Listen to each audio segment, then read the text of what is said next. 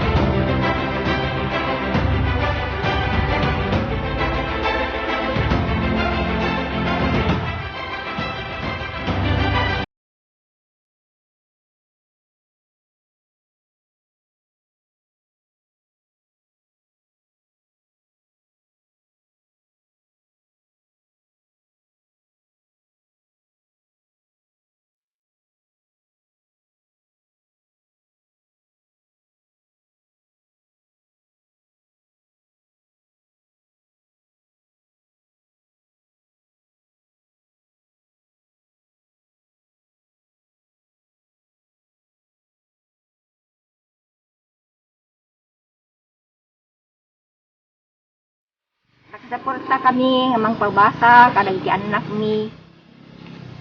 Ket adjust kami iti agnina iti DepEd. Ready na kon. Tara, klase na.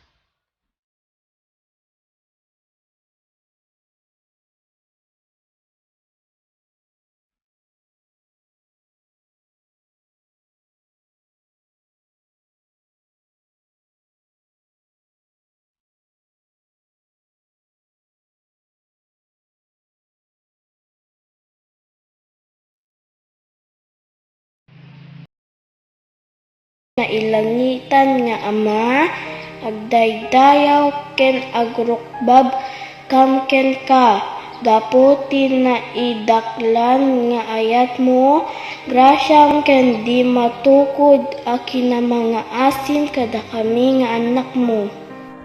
Kanyo ang megafoy ag eskwela kanyo dahon 2020-21, ipamakatalat minikaw nga min yung umang ni atubangan. Debit kanyaw nga sitwasyon mi nya hinyan pandemya. Takubam mo ikami, proteksyonan mo ikami kan hanalaman nga marakat. Antare kamari na kasta nga kaesimuan. Ufunan mo si kami nga magbalin to ikaya mo nga pabalinami. Ito dumi kami imakasta nga dalan nga tutulami. Tarunam mo afo ipanono uvovog anaguyuguyumi. Bendisyonan mo ya familia mi. Daya matuldo, eskwela mi, and daya pangapuan ki komunidad mi. Agapada mo agida, upunan mo agida nga mamakesa ki kami. Salamat sa pagtaguyod sa amin na may nakahandang puso at isipan habang naglalakbay kami sa hinaharap. Ang lahat ng ito ay hinihiling namin sa pangalan ni Jesus.